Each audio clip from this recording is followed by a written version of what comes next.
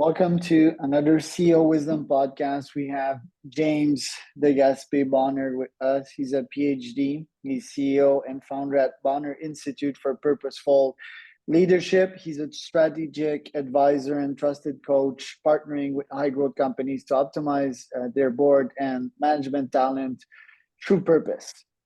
He's in Ottawa. I'm in Montreal today. So me and James were talking about McGill and how the situation is here in Quebec and in Canada. This podcast is brought to you by podpire.com. If you want to start your podcast, scale your podcast, monetize your podcast, go to podpire.com. James, glad to have you on. Can you tell me a bit more about yourself and about the Bonar Institute? Well, thank you very much. I will do my best to be succinct. I'll start off by saying I define myself as a deep rock academic. So you're right, I do have a PhD from quite a number of years ago, but I haven't really used it in an academic forum, just because when I got the degree, there were too many academics, there were too many people looking for jobs and too few jobs. So I went from there and I went to to work at the Canada Council for a number of years, and that's an award-giving institution in Canada, very much like in the United States, the National Endowment for the Arts. I did that for a number of years, and I worked for external affairs for a number of years, and I went into publishing. And I had quite a career in publishing. I worked for a company in Quebec called Groupe Sagides, and they have the interesting position of being one of the biggest French language publishers, if not outside of France. So the markets were Quebec, France, Belgium, and Switzerland in that order, so the French-speaking world. So I did that for 7 years, enjoyed it very much. Then I worked for a Dutch publishing group called Wolters Kluwer. So I worked for them in Canada. Headed up their Quebec operations or Canadian operations, and then I went to the States and I headed up one of their biggest business units. So I did that for 7 years. Then I moved into market research and I did that for a bit. Then I was in consulting. So I had my own, in partnership with two others. We had our own consulting firm and did that for about 4 years. And I worked for the Canadian Pharmacists Association, again, as the for-profit sector or group of a non-for-profit area.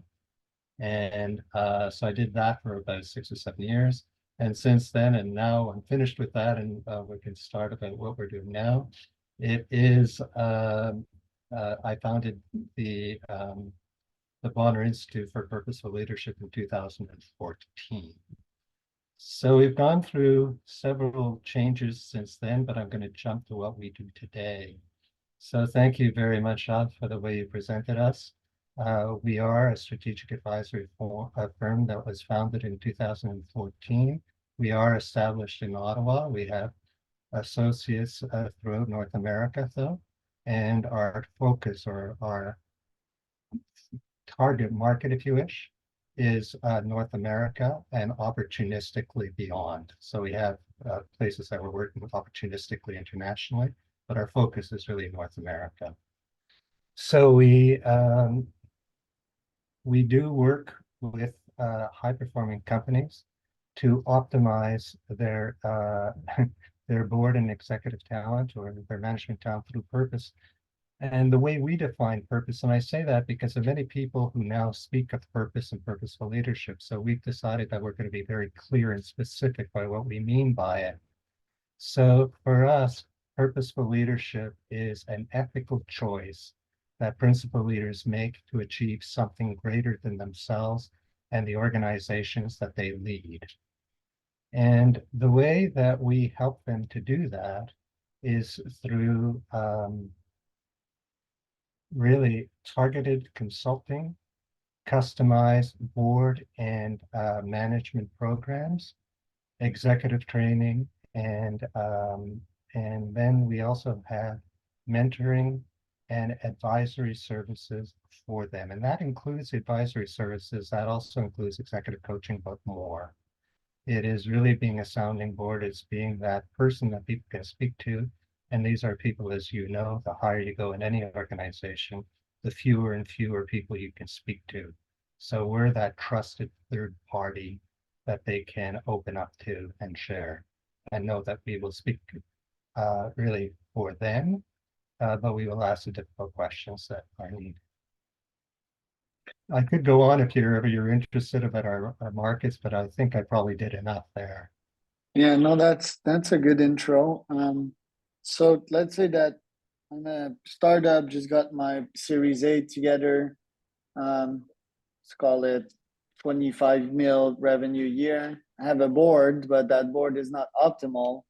It's like my dad and a couple of other folks that I know. Um, I'd go to you and I'd be like, James, I need a better board. So is it like one board member that you can bring me? Is it two? Is it three? And then how much do I need to pay you and how much do I need to pay them to have a sound board? So let's start. You have numerous questions in there. So if you'll forgive me, I'll start to unpack them. So you have a board already and it's dysfunctional. And it's, well, let me rephrase it. It's suboptimal, to use your term. And from what you're saying, you're growing and you need a board that is really supporting you in a way that you absolutely need them to support you. Is that Yeah, fair? that can keep me in check. By the way, for the record, I don't have a board, but let's say that I would, right? No, no, no. To keep me in check and to give me sound advice when I need it, right? So there are two kinds of boards, as you know. One is an advisory board and another is a governance board. So the governance board will help keep you in check from the point of view of how you're running the company, how you're keeping your books, how you're accounting, and so on, meaning the viability of the board. The advisory board tends to be really people that you bring on to act as your advisors. And that's we have both in my company. We have an advisory board, which is the most active, and we have a very, very small governance board, but we're a fairly small company. So the advisory board plays that role.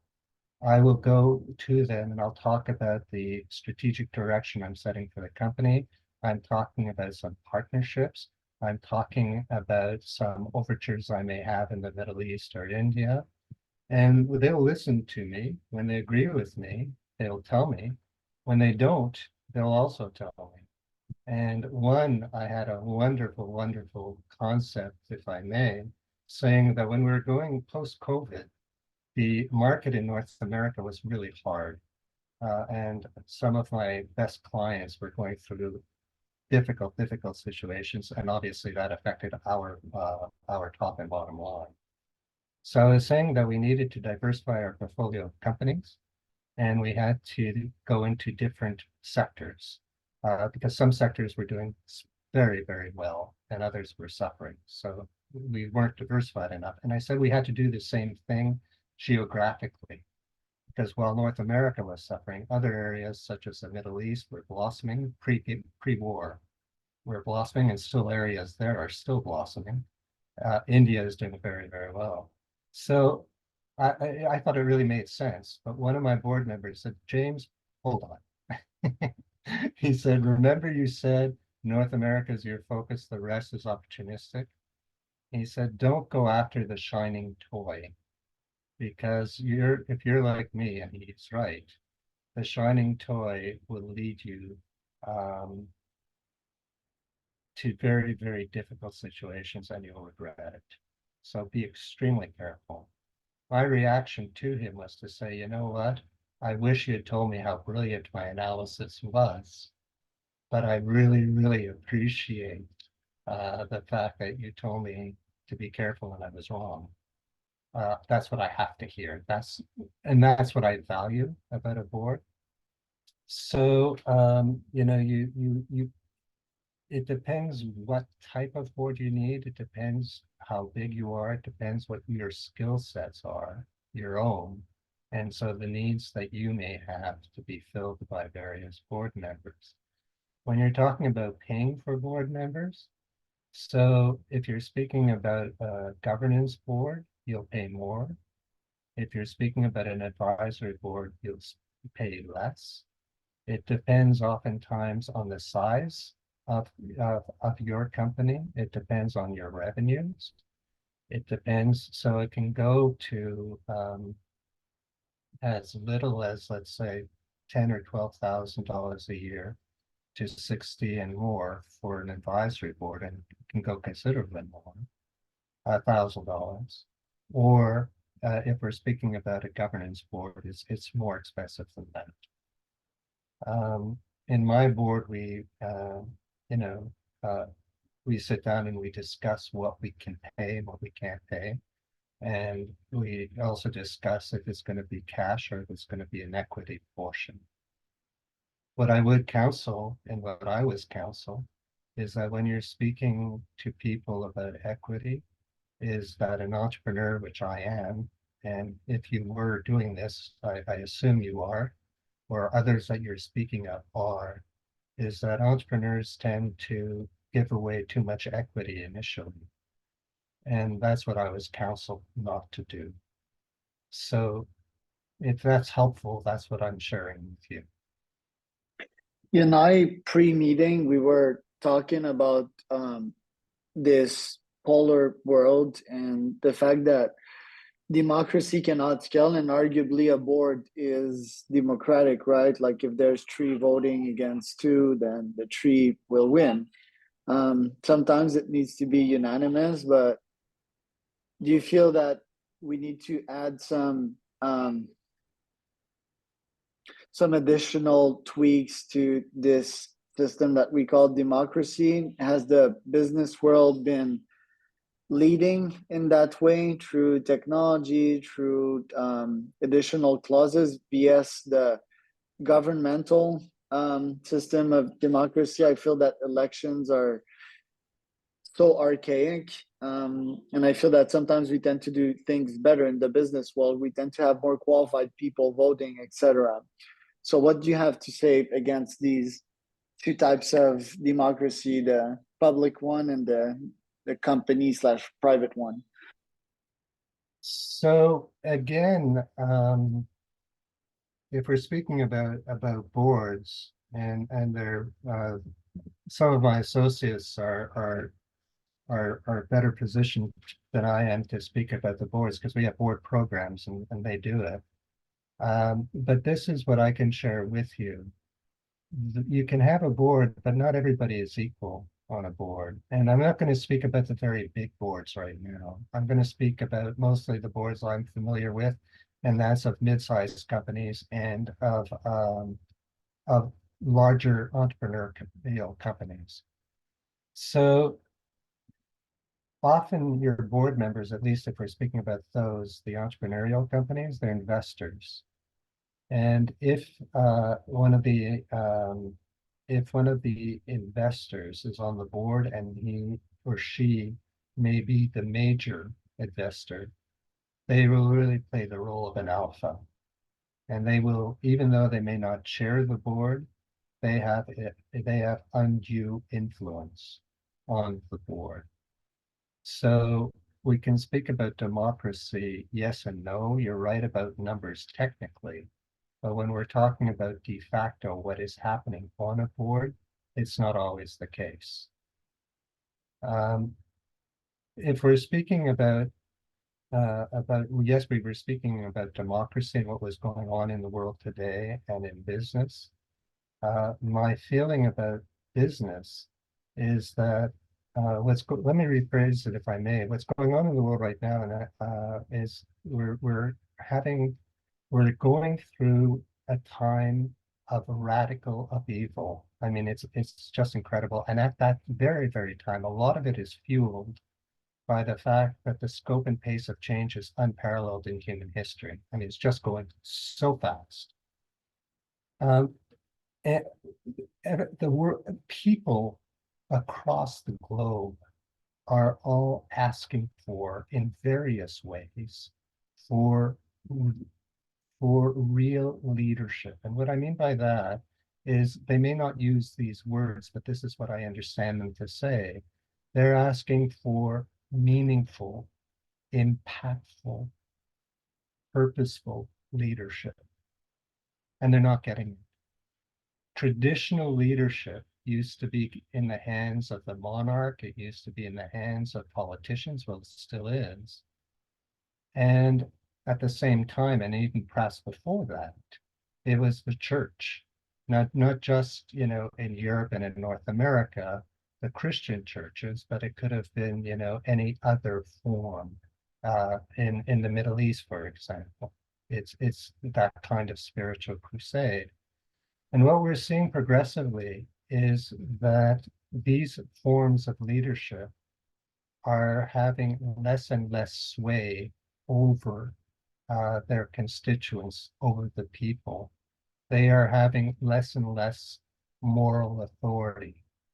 So when we're talking about leadership today, and this is the link, there is one group that has the means and in some cases the disposition to help, and that is business. Now, I'm saying in some cases because we often think of business as the cutthroat and this and that's true. But there is increasingly in business, we speak about purposeful leadership, we speak about authentic leadership, we speak about the ESG movement.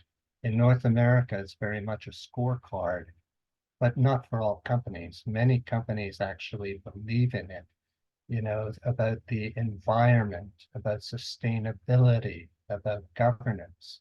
And in Europe, they believe it a lot more, and in Asia. So these companies, I feel, are making, many of them, a difference. For them to be able to make a difference over time is difficult, and the path is not for the faint of heart. And that's where we come in, because we work with them to support them in their endeavors. Last question. What happened at OpenAI, and why is the composition of your board important for this AI? Well, let me answer the second part first. Why is the composition of the board important? I would say that the mindset of the board is important in this sense, is that the board has to be aware of what is going on in the field of AI. And what I mean by that is typically, and it's not just the boards and it's not just the C-suite, we are unbelievably ignorant of what is happening and the risks for organizations that AI is posing. And I'm not only talking about existential risk, I'm also talking about legal risks. One of my colleagues gave a master class on AI and board responsibilities.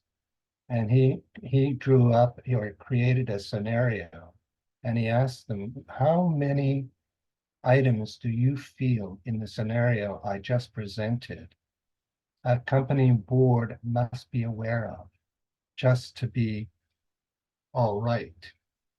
And this was a group of 50 board members and senior executives. They had identified 5. I felt very proud because I identified 1. I thought I was doing well. And he said, everybody did well. He said, however, there are 45 others that you are not aware. And we're over 50. So it is the mindset of knowing what we do know, what we don't know, and then working with others to be able to, or choosing others to acquire that kind of knowledge. We're not asking for everybody to be an expert, but just to recognize what we know, what we don't know, and how to get that information, which is absolutely crucial.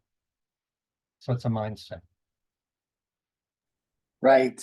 And what happened at OpenAI?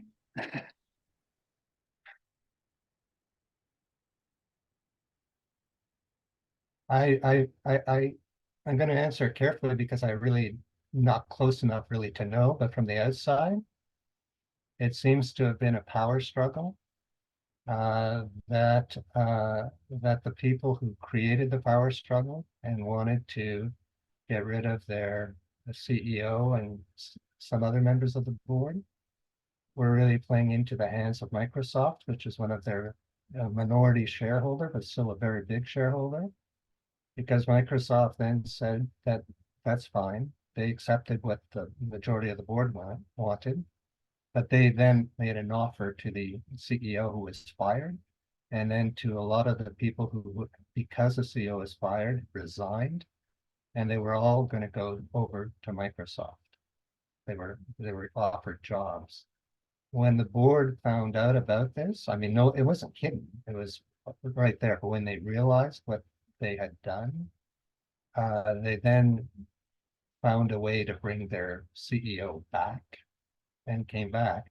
There were issues with that. I don't want to just say it's a question of dollars and cents or what have you. There were doubtlessly questions to deal with the ethics of what was going on. But I'm not close enough to see everything that was going on at that level. So I'm just looking at it from a much more of a macro level and a distance level. It is something, though, that is imperative that companies be aware of and how quickly they're going, and that we not do actually what Microsoft and Google did a number of months ago and fire their whole ethics department. Both of them did that, because this is a time when that's needed. At least that's my belief. Well, James, thanks for the pod today. Where can people find out more about you? So they can find out more about me and the company at bonar.com, www.bonar.com. I'm also on LinkedIn, James Bonar on LinkedIn, Bonar. And if I may, I'll give my email address. So it's jbonar J-B-O-N-A-R at Bonar Institute. So that's B-O-N-A-R Institute, one word.